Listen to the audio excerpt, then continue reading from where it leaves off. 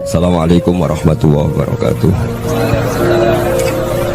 Iki ngaji santai-santai nama muhasabah.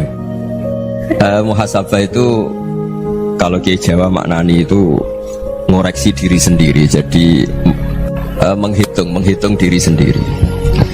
Ini pas bidang yang saya tekuni tadi karena Habib Ahmad yang minta kemarin sama ibu saya dari Indonesian Power itu. Ibu Lia, saya turutin sekaligus saya sambil belajar terus tentang muhasabah. Dalam konteks Indonesia, muhasabah itu sudah jadi perilaku ya. Karena dulu orang tua saya, guru-guru saya kalau ngandani itu, bayangkan kalau kamu jadi dia. Jadi misalnya kita mentang-mentang atasan, otoriter sama bawahan, bayangkan kalau kamu jadi yang bawahan itu kayak apa? Laukun tamakanah, kalau orang Arab bilang, bayangkan kalau kamu di posisi dia. Makanya guyonannya orang-orang Indonesia itu kan orang ngaramkan judi gitu, bareng dikasih tahu, tapi yang menang anak jenengan, alhamdulillah. Ternyata ngaramkan itu karena ada anaknya, kalau anaknya yang menang ya seneng. Meskipun itu guyonan, tapi saya punya padanan itu dalam kitab Hikam. Nabi Ibrahim itu Khalilur Rahman, tentu bencinya minta ampun sama yang namanya maksiat. Suatu saat beliau diterbangkan di alam malakut. Itu kalau di Hikam saya halaman 15 juga. Saya masih ingat betul. Mungkin kalau Anda beda halaman karena beda cetakan. Setelah diterbangkan di alam malakut, diperlihatkan sama Allah, ada orang pezina, ada orang syaribul khomri, ada orang mabuk, ada orang macam-macam. Allah tanya sama Nabi Ibrahim, bagaimana pendapat kamu Ibrahim tentang mereka yang maksiat? Kata Nabi Ibrahim, ya Allah, habisi saja mereka. Mereka hidup di bumi engkau, makan rezeki engkau, kemudian mereka tidak taat sama engkau. Singkat cerita, di fase itu, saya ulang lagi, di fase itu Allah nurutin sampai sekian peristiwa, mungkin 3 atau 4. Sudah setelah sekian tahun Nabi Ibrahim lupa peristiwa itu, kemudian beliau diminta menyembelih anaknya. Ini versi kitab Hikam. Memang versinya banyak tentang kenapa Nabi Ibrahim disuruh menyembelih anaknya. Ketika mau menyembelih anaknya, Nabi Ibrahim ragu. Wa samratu fuadi, anak saya ini buah hati saya, kenapa engkau suruh menyembelih? Terus kata Allah, apa kamu tidak ingat ketika kamu saya angkat di alam malakut, kemudian kamu usul bunuh-bunuh, saya ada mempertimbangkan usul Anda, tapi kenapa sekarang saya merintahkan kamu mikir gitu? Terus ya karena ini anak saya ya Allah.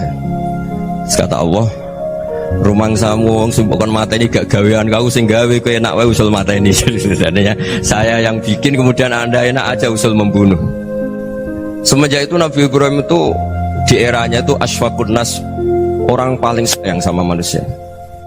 Karena kadang kita keras itu ya kebetulan tuh udah anak kita, ada keluarga kita. Cara orang Jawa itu kan gitu ya, kalau ada perempuan terus macak yang macam-macam pakai sepeda motor cowok, terus wah itu luput suwuk, semoga-moga gini. Tapi setelah dikasih tahu, niku ponakane jenengan, semoga-moga selamat. Jadi jangan-jangan kemarin Pak Ahlil Ma'asi itu kebetulan tuh tidak keluarga kita. Kalau keluarga kita yang pernah salah pada kita, semangat kita mintakan maaf. Jangan-jangan kita didikte hukum sosial gitu. Jadi orang yang salah kebetulan tuh orang yang menservis kita, atau keluarga kita, atau orang dekat kita. Jangan-jangan semangat kita mintakan ampun. Tapi kalau sama orang lain kebetulan musuh kita, kita semangatnya minta itu kena azab. Nah ini yang nggak boleh dalam Islam. Islam mengajarkan niru Rasulullah SAW, Nabi itu rahmatal lil alamin. Bahkan kemarin saya ngaji virtual sama beberapa habaib, ada Habib Ali Al-Jufri dari Mesir, ya. Ada Habib Alwi dari Kuitang, ada Habib Nabil Al-Musawa. Dari sekian habaib itu saya masih ingat diantaranya yang didawuhkan rahmatan lil alamin itu ketika Nabi adzahu qaumuh, disakiti oleh kaumnya, dan itu mereka masih kafir semua. Itu mereka dapat doanya Nabi, Allah mahdi qaumi fa innahum la ya'lamun. Kayak apa baiknya Nabi, orang yang menyakiti, yang melukai, tapi Nabi masih berdoa, Allah mahdi qaumi fa innahum la ya'lamun. Sayyidina Umar dapat doanya Nabi itu yakhina kana kafiran, ketika masih kafir didoakan, Allahumma izzal Islam bi Umar. Itu ketika masih kafir. Itu pelajaran bagi kita bahwa yang sedang tidak cocok pun itu berdapat doa kita. Ya doa supaya kondisi kita baik. hari tambah baik. Karena agama ini, saya berkali-kali bilang, limangka nayarjuwa hawal yawmal akhir. Agama ini diperuntukkan bagi yang selalu punya harapan pada Allah Subhanahu wa Ta'ala. Saya cerita muhasabah ini tentang hubungan kita dengan Allah. Di Indonesia itu banyak orang fasik, banyak orang nakal. Ya di mana-mana orang nakal itu ya mayoritas, wa aksaruhum fasikun. Tapi berkahnya harapan. Mungkin saya kira nakal sok benda, mungkin saya kira sholat sok ben sholat, mungkin sekarang belum sakhok, belum dermawan, suatu saat dermawan. Barokahnya itu kefasikan ini dianggap sementara, sedang fasik, sedang tidak benar. Karena kiai-kiai kita, para guru-guru kita, para habaib utamanya itu mesti bilang semoga husnul khotimah. Nah barokahnya doa itu semoga husnul khotimah itu menjadikan satu pola sosial. Yang sedang fasik ini masih diharapkan jadi lebih baik, jadi lebih, sehingga kita tidak ngambil sikap ekstrim yang ingin menghabisi atau ingin mengadili, tidak, karena selalu kita punya harapan. Dan agama ini limangka nerjuwo hawal yawmal akhir. Bayangkan dulu kalau yang nakal itu anak kamu, pasti kamu nggak ingin kan langsung dapat azab, dapat apa. Padahal kita semua jadi tokoh ini abul kulli, bapak dari semuanya. Sehingga ketika Rasulullah SAW jalan-jalan kemudian melihat perempuan sedang menyalakan api. Kalau apinya mati ditiup, anaknya dijauhkan. Nanti kalau sudah jauh dari api, anaknya digendong lagi. Terus kata Rasulullah, matur ke semua sahabat, Aro'aitum anna hadih tarihatan waladaha alan nar. Apa kamu berpendapat bahwa perempuan ini akan melemparkan anaknya ke neraka? Tidak ya Rasulullah. Tidak akan seorang ibu melemparkan anaknya ke api. Terus kata Rasulullah, Allahu arhamu min hadih biwaladiha. Allah lebih rahman, lebih rahim dibanding orang tua ini kepada anaknya. Ini yang harus kita kenalkan terus, kita kampanyakan terus, supaya orang hubungannya dengan Allah itu nyaman, asik. Sehingga dengan demikian selalu ada harapan bahwa yang sedang nakal ini suatu saat tobat. Kita tidak boleh menghukumi pasti begini, pasti gini, itu tidak wilayah kita. Itu juga yang dicontohkan Rasulullah SAW. Secara lahir Nabi itu nggak berkenan sama Wahsy, karena Wahsy itu salahnya salah fatal, karena membunuh ahabban nasi ila Rasulillah, yaitu membunuh Sayyid Hamzah. Jadi ketika Wahsy tobat, Nabi itu terima tobatnya. Dan ketika beliau dengan basariyahnya nggak siap ketemu Wahsy karena harus ingat Sayyid Hamzah, basariyahnya diturutin. Oke, kamu iman, saya turutin, tapi jangan sering ketemu saya, karena kalau ketemu kamu saya masih ingat sama paman saya Sayyid Hamzah. Kita bisa ngelola seperti itu. Kita tidak cocok sama orang, bagaimanapun mereka umat Rasulullah SAW, kita tetap mencintai mereka. Misalnya kalau beda agama, mereka sama-sama orang Indonesia, kita mencintai mereka atas nama warga Indonesia. Tapi kalau misalnya potongannya ora cocok, beda kultur, bawaannya itu mangkel no coro Jawa, ya bisa diilmoni, jangan ketemu. Wong sudah tidak cocok, ingin ketemu nyari solusi, roh ini tok seneng itu kan ya repot itu. Ya sudah, kalau nggak pati cocok ya jangan sering ketemu. Dan itu kita bisa memanage seperti itu tuh bisa. Saya berkali-kali cerita tentang Imam Syafi'i. Kalau dikasih tahu ya Imam Abu Abdillah, panggilannya Imam Syafi'i, tetangga anda ini ternyata banyak yang nggak senang anda. Jawabnya beliau senang. Ya bagus kalau nggak senang saya, ndak utang saya katanya. Jadi gara-gara saman seneng aku ngatur aku ini kan. Dan mungkin saman rasa seneng kan ya enak. Jadi hidup itu dianggap happy. Kalau seneng ya teman silaturahim, kalau nggak seneng ya nggak bakal utang gitu. Baru kayak rasa seneng itu nggak ganggu gitu. Jadi dulu itu orang bisa ngelola seneng tidak seneng itu bisa, karena ada kearifan hubungan dengan Allah Subhanahu wa Ta'ala. Hidupnya selesai karena masyghul bi dzikrillah, mereka sibuk dengan Allah. Makanya kata ulama-ulama tasawuf, kamu jangan melihat manusia perilakunya, tapi kamu juga harus ingat yang gerakkan semua itu Allah Subhanahu wa Ta'ala. Dengan demikian kita farah, kita senang. Makanya Nabi kalau ngutus Anas bin Malik kemudian nggak kesampaian yang diinginkan karena Anas main, ketika garwa-garwani Nabi agak tersinggung, Nabi andaikan Allah menghendaki yang saya inginkan kesampaian, pasti itu kesampaian. Jadi dianggap kegagalan Anas gak manggil yang dituju Nabi itu ya kersane Allah, ya enteng saja.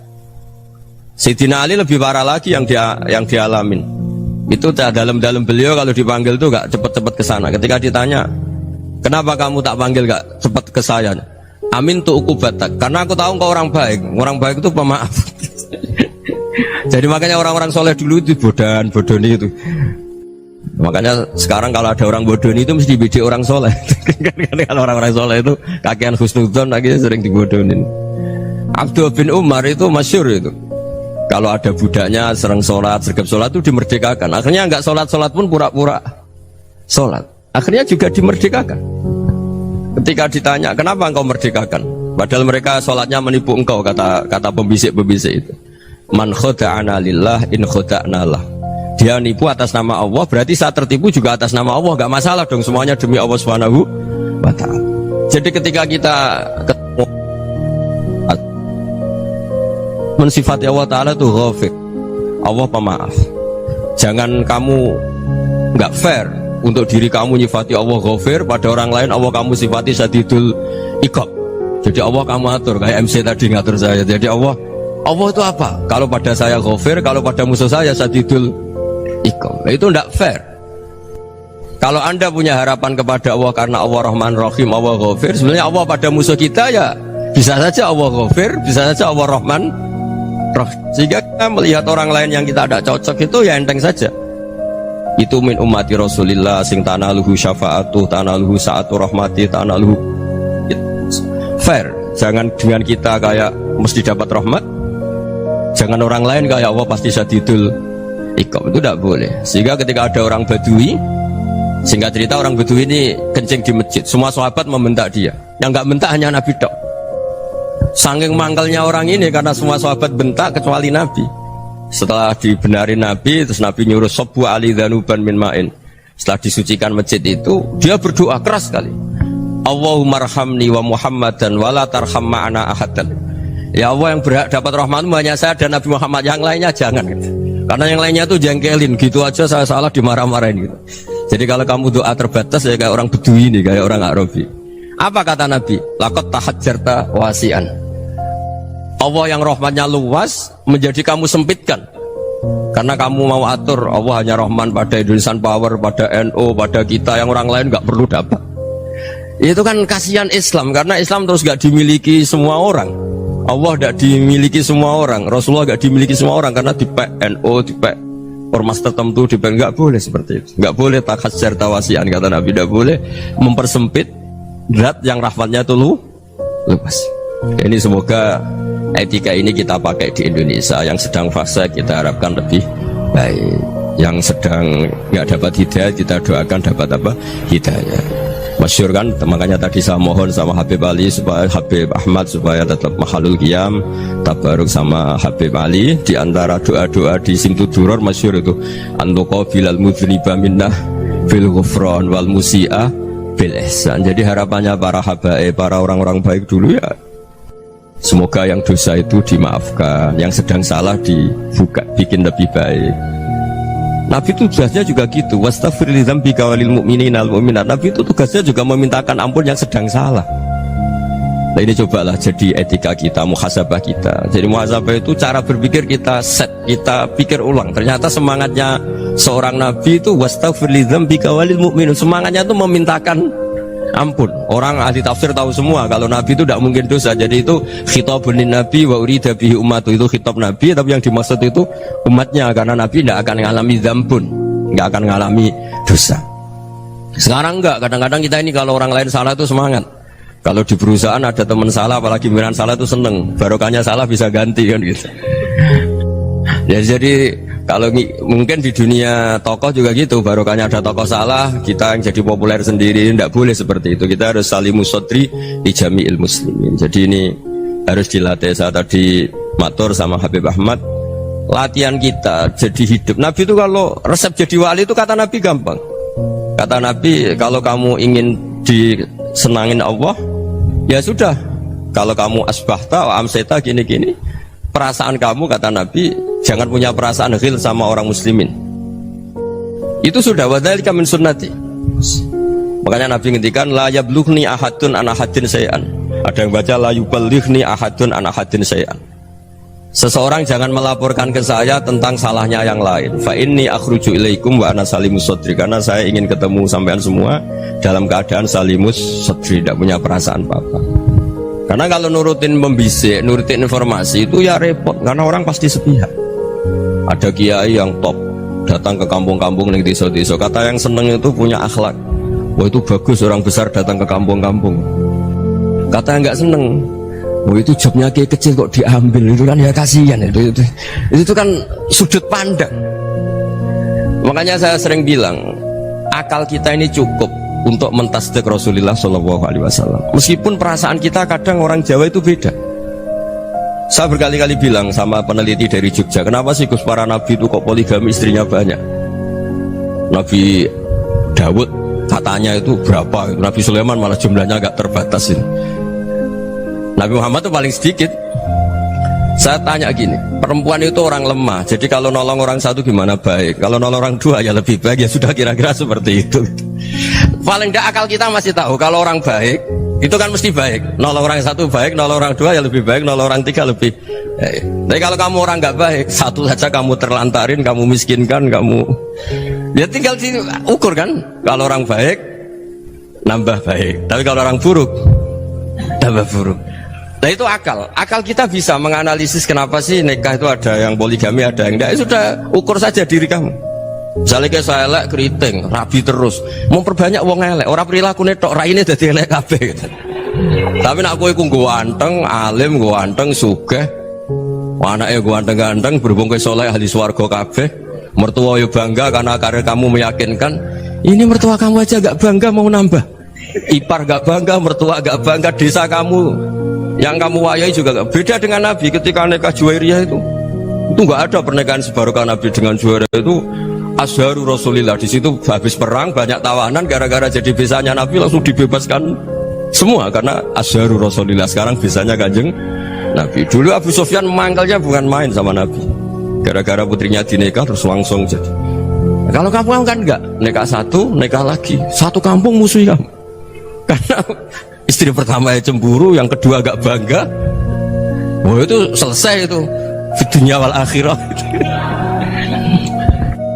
Maksud saya nganalisis Islam itu harus pakai akal, dan akal yang dipakai ini saya bawa ke kitab Ihya adalah pikiran-pikiran para ulama. Makanya ketika Imam Ghazali ketika ditanya fakaifa bi muslimin fasikin asawaha fi jami'i amri, kalau kalian ketemu orang fasik, orang Islam tapi fasik, perilakunya nggak ada yang benar, kata Imam Ghazali jawabnya lucu, aneh. Ma min muslimin illa wa islamuhu ta'ah. Tidak ada orang Islam kecuali dia mau Islam, membenarkan Allah dan Rasul itu sudah taatnya dia. Kok kamu tidak bisa melihat taatnya dia? Dia pikirannya kan ini pemabuk, ini tukang apa. Tapi kata Imam Ghazali, sebenarnya kamu masih bisa berpikir positif. Ma min muslimin illa wa islamuhu ta'ah. Tidak ada seseorang Islam ketika dia milik Islam itu pasti ada taatnya, yaitu tasdik pada Allah dan tasdik kepada Rasulullah SAW. Jadi dengan pola seperti itu, maka di antara guru-guru kita yang modern ya di era Mbah Maimun, di sini ada Habib Ahmad, Habib Salim, syair yang sering dibaca beliau adalah ada orang munajat sama Allah. Ini cerita munajat. Itu orang itu ngendikan gini, ana musnibun, ana mukhtiun, ana asi, huwa rahimun, huwa ghafirun, huwa afi. Ya Allah, saya mukhti, saya orang yang salah. Ana muslim, saya orang yang dosa. Ana asin, saya sering maksiat. Tapi engkau ya Allah, engkau ghafir, pemaaf. Engkau rahim, maha pengasih. Engkau afin, yang mudah memaafkan. Kata orang ini ya agak kurang ajar, tapi saking senengnya sama Allah. Qobal tuhunna salasatan bisalasat. Ya gini saja ya Allah, sifat engkau diadu dengan sifat saya. Engkau Tuhan, Gusti, nggak boleh kalah katanya. Terus wasatah liban ausofu ausofi, dan engkau pasti pemenangnya gitu. Jadi ada orang rayu Allah dengan cara seperti itu ya ada ya. Saya ini manusia, salah saya banyak. Engkau ampunannya banyak. Engkau Tuhan, Gusti, nggak boleh ampunan Anda, ampunan engkau kalah dengan salah saya. Nggak boleh Tuhan kok kalah. Jadi untuk supaya orang punya harapan gitu. Banyak juga wali-wali yang jadab ketika datang ke makam Rasulullah SAW. Itu kalau dongo ya agak kacau sebenarnya, cara syariat agak kacau. Ya Allah, engkau punya dua pilihan. Jika engkau menjadikan saya soleh, surah habibuk, yang senang kekasihmu, yaitu Rasulullah SAW. Tapi jika engkau menjadikan saya fasik, surah adubuk, yang senang itu setan. Monggo jenengan mau menyenangkan kekasih jenengan, mau menyenangkan musuh jenengan, monggo jenengan bebas kok memilih. Mestinya Allah ya senang menyenangkan kekasihnya. Jadi ya, intinya Allah dipaksa untuk menjadikan dia orang soleh gitu. Jadi kayak kemarin itu Pak Gus siapa yang kesini itu kuliah ke sini itu sama Habib Ahmad. Saya pertama nggak mau, lama-lama Habib Ahmad. Ini gimana Gus? Orang taunya saya dekat jenengan, kalau nggak kasil saya waduh. Ini kayak doanya wali yang tadi. Nggak punya pilihan, nggak ada pilihan. Jadi saya mohon muhasabah itu dimulai cara berpikir. Makanya di sini sebetulnya tag ini supaya dapat barokahnya Ihya. Ini kitab yang disenangi para habaib, para ulama. Sebetulnya tag di muhasabah itu redaksinya gini ya, yang lengkap. Hasibu anfusakum qabla an tuhasabu wazinuha qabla an tuzanu wa tahayya'u lil ardil akbar. Jadi ada kata wazinu, jadi ukur. Perilaku Anda ini diukur, ditakar. Misalnya kita sebagai suami kan ya punya hal-hal yang kita tidak ideal. Corong Jawa mesti pesek, cara rezeki ya pas-pasan ya.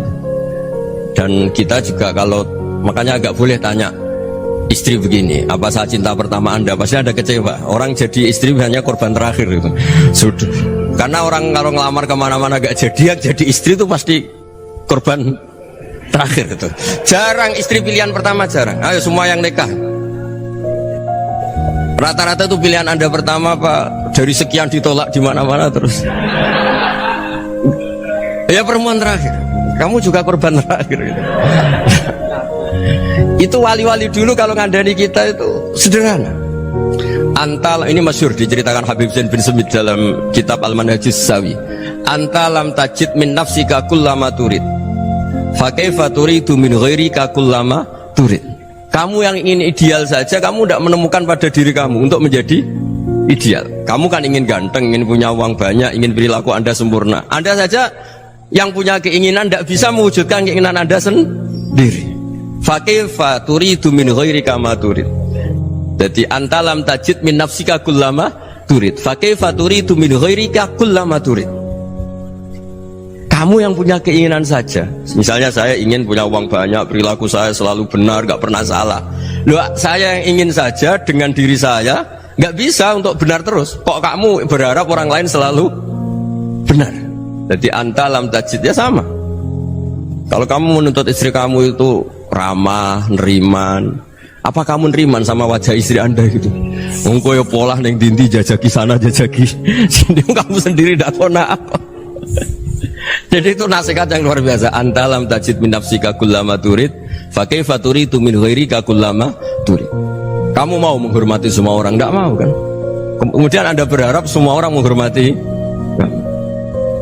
kamu. Tidak ingin kan orang lain semua menghujat kamu, sementara kamu enak aja menghujat orang lain. Makanya Rasulullah SAW luar biasa ketika bikin kaidah sosial, apa la yu'minu ahadukum hatta yuhibba li akhihi ma yuhibbu li nafsi. Jadi kalau ukuran iman itu sederhana. Kalau sesuatu itu baik, nyaman bagi Anda ya bayangkan itu pada teman Anda. Misalnya Anda bangun tidur sudah acak-acakan, gak punya uang, utang jatuh tempo, kan gak ingin ketemu orang. Ya kamu jangan bertamu ke jenis ini, karena dengan kamu yang alami juga gak siap ketemu orang. Makanya ada Habib Alim itu dilapuri sama seseorang. Beb, dulu teman saya itu ketika saya kaya itu sering main ke saya. Setelah saya miskin, mereka tidak main ke saya. Kata Habib itu bagus, sunnaul begitu itu bagus. Coba kalau kamu dulu kaya, teman kamu main kan kamu gaya, di rumah ada makanan, bisa hormat tamu. Setelah kamu miskin jadi buruh manol di pasar atau buruh bikin boto, teman kamu datang, malu enggak kamu? Mendingan enggak datang gitu. Akhirnya baru, oh ya alhamdulillah kalau gitu. Loh ya kan dulu teman kita datang, kita ada Alphard, istri cantik, rumah bagus. Lah kita miskin, buruhnya orang pas dibentak-bentak, teman kamu udah datang. Milih datang kamu enggak kalau setelah kamu jatuh? Enggak kan? Jadi barokahnya ilmu itu terus. Ya, tapi kadang-kadang orang tuh, wah setelah saya miskin teman-teman enggak kasih ke sini. Ya kalau kamu sudah jatuh, teman-teman kamu ke situ jadi tontonan. Ya mulai sekarang cara berpikir itu dirubah. Dulu yang namanya kiai itu kalau diundang orang itu ya agak-agak senang. Semenjak saya itu agak rubah. Mengundang kiai, ngatur kiai itu tak haram-haramkan ya ada lumayan lah, sekarang itu sudah mulai agak beretika. Dulu itu ngundang tuh tanggalnya ditentukan, jamnya ditentukan, enggak mikir apa kiai saat itu nganggur, enggak. Punya wadifah, enggak. Dia milih tanggal yang dia nganggur, enggak mikir pas itu kiainya nganggur apa. Enggak. Ya saya hanya cerita aja, kamu tersinggung ya monggo, boten ya monggo itu kan. Jadi saya mohonlah supaya tadi saya juga matur ke Habib Ahmad. Jadi untuk orang merasa ikut sunnah Rasul itu gampang sekali kata Sayyid Muhammad. Dulu Nabi berpakaian ala daerahnya. Kalau mikot ya pakai mikotu baladi. Karena Nabi orang Madinah dan beliau berdomisili di Madinah, ya misalnya mikotnya dari Bir Ali misalnya. Tapi kalau anda orang kawasan Tanim mau umrah ya dari Tanim. Misalnya kawasan Jirona ya dari Jirona. Artinya apa? Kamu ngambil mikot karena Nabi mikot misalnya dari Bir Ali, bukan berarti kamu harus seperti Nabi di Bir Ali. Kamu orang Mekah, misalnya kamu orang Tanim, orang dia harus dari mikot itu apa? Baladi. Sama, makanya di fikih-fikih itu kalau tahnik anak Nabi orang Arab, halawiyatnya kurma ya kurma. Kalau orang Jawa sedegan, semua bodoh-bodoh. Ya bodoh-bodoh manis. Jadi ini tabaruk sama Sayyid Muhammad, ini ada murid beliau Habib Ahmad, saya baca supaya orang itu merasa ikut Nabi itu gampang sekali. Ini saya baca ya di halaman tadi disaksikan Habib Ahmad 433 di kitab apa ini? Manhajus Salaf fi Fahmin Nusus. Itu kata Sayyid Muhammad, wa kanat sunnatu Rasulillah annahu yat'amu ma yajiduhu fi ardi wa yalbasu ma yajidu wa yarkabu ma yajidu mimma abahu Allah ta'ala. Faman istamala ma yajiduhu fi ardi fa huwa al-muttabi' lis-sunnah. Kama annahu hajjal baita min madinati. Faman hajjal baita min madinati nafsihi fa huwa al-muttabi' lis-sunnah wa illam takun hadhil madinatu tilka. Jadi intinya misalnya Nabi dulu itu ngasih sedekah kepada fakir miskin ya pakai dinar, dirham. Ya kalau orang misalnya sedekah pakai rupiah ya sudah ikut sunnah Nabi. Jangan lu Nabi pakai dinar loh, kamu kok pakai rupiah. Dulu dinarnya Nabi udah ada tulisannya Bank Indonesia, kamu ada tulisannya Bank. Ya udah ada seperti itu. Ya jadi misalnya Nabi sedekah pakai tamar atau pakai al-aqid, ya kita pakai beras, pakai apa.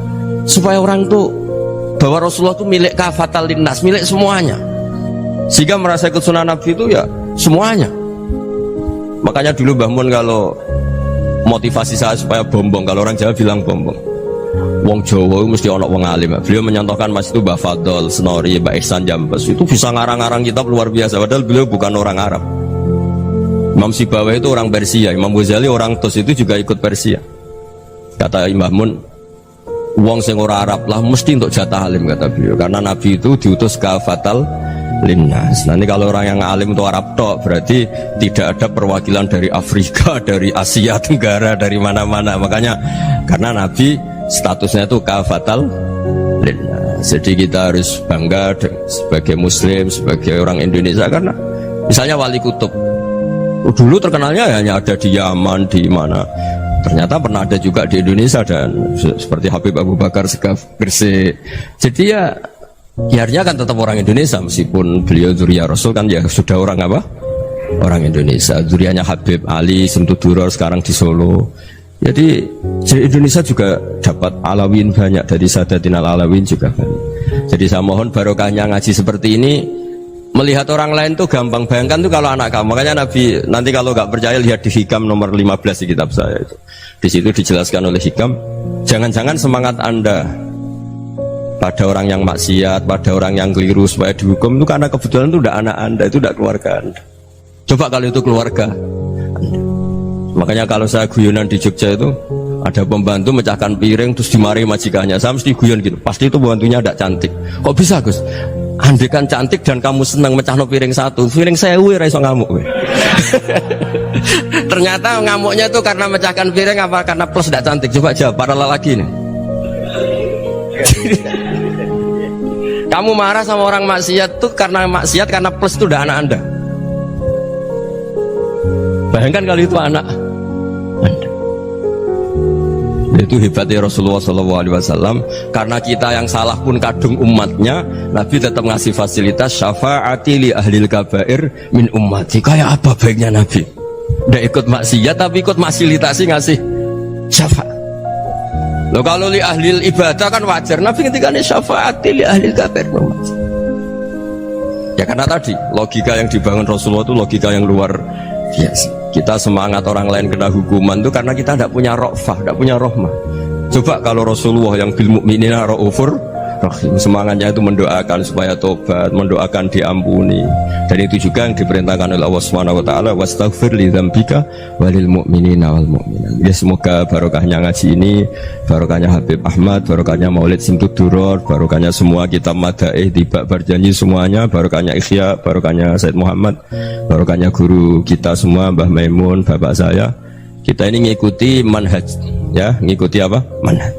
Saya sering didhawuhi Mbah Mun, kenapa ihdinas siratal mustaqim bukan siratoka, bukan jalan engkau ya Allah, karena Allah itu nggak bisa kamu tiru. Allah itu tidak tidur, tidak makan, tidak kesel, tidak capek. Yang bisa ditiru itu siratal ladzina an'amta alaihim. Yang bisa ditiru manusia ya niru manusia, karena Allah itu tidak bisa ditiru. Makanya ihdinas siratal mustaqim siratal ladzina. Dan niru siapa? Niru guru-guru kita.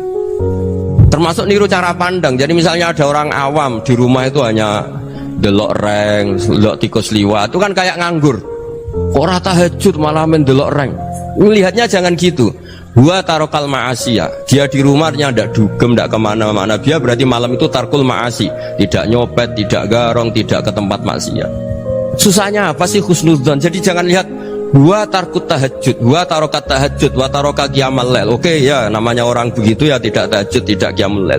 Tapi susahnya apa sih kamu bilang wa tarokal ma'asiyah? Dia juga meninggalkan maksiat, dan tarkul maksiat itu tuh ibadah. Supaya orang tuh gampang lah husnudzon sama orang muslim. Ini orang mukmin, orang yang luar biasa. Di mata Allah itu orang yang luar biasa. Kayak tadi Imam Ghazali, kalau saya ketemu orang muslim kemudian dia tidak pernah baik, gimana? Kata Imam Ghazali, ma min muslimin illa wa islamuhu ta'ah. Tidak ada orang Islam ketika dia mentasdihkan Allah dan Rasulullah, berarti dia juga punya taat. Ya ini latihan saja, sing iso nglakoni Habib Ahmad kula namung cerita mawon. Kula cerita secara akademik, saya punya kitab, saya baca, dan alhamdulillah kita paham barokahnya para guru. Dan supaya terbiasalah sebaik-baiknya ibadah husnudzon billah wa husnudzon bil mu'min. Soal tidak cocok ya diilmoni tadi ya, namanya nggak cocok ya jangan sering ketemu. Seperti Rasulullah SAW, beliau karena sangat mencintai Said Hamzah, ketemu orang yang pernah begitu sama Said Hamzah ya beliau secara basyariah tidak siap. Tapi beliau secara cara bahasa sekarang, secara profesional, kalau beliau seorang nabi dan harus menerima tobatnya siapapun ya diterima. Saya meskipun dengan A, B gak cocok karena dia begini-begini sama saya, tapi saya ingat dia sholat, dia baca sholawat, dia mencintai Rasulullah, ya kita hormat. Ya soal gak cocok ya di manage tadi ya, zurhiban tasdid huban. Kalau gak pati cocok ya jangan sering ketemu, bawaannya enak nanti. Ya semuanya itu diilmoni lah.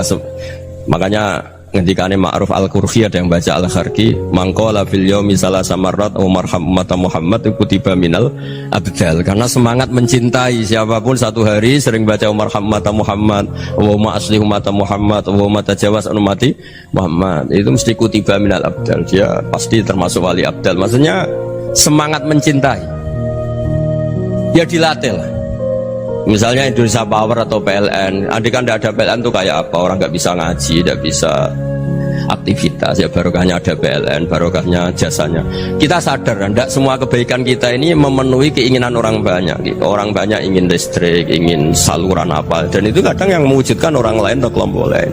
Ya karena itu manfaat ke orang lain ya kita doakan. Karena khairunas anfa'uhum linnas. Sehingga kita terbiasalah ngakui orang lain. Seperti semangatnya Rasulullah SAW, semuanya itu didoakan, semuanya diinginkan kebaikannya. Bahkan Nabi gak putus asa sampai di akhirat. Ketika Nabi lain sudah putus asa karena sudah akhirat, sampai dimintai syafaat semuanya bilang nafsi nafsi, karena merasa semuanya gak punya nyali di depan Allah, karena ini sudah akhirat, sudah finish. Tapi apa Rasulullah? Analah, ya sudah saya sanggup mensyafaati kalian.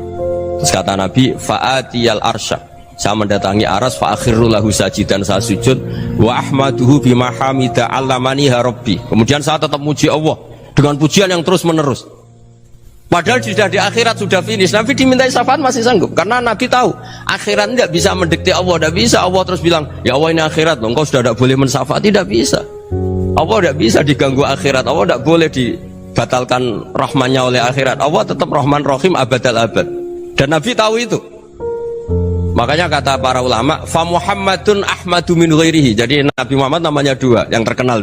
Sebenarnya banyak yang terkenal dua, Muhammad sama Ahmad. Ketika Nabi punya nyali memuji Allah di akhir akhirat atau sudah di akhirat itu fa Muhammadun ahmadu min ghairi, ketika Nabi lain sudah tidak punya nyali muji Allah karena sudah akhirat, Nabi Muhammad tetap berani muji Allah di saat seperti itu. Makanya ahmadu di situ kata ulama itu af'al tafdil, fa Muhammadun ahmadu min ghairi.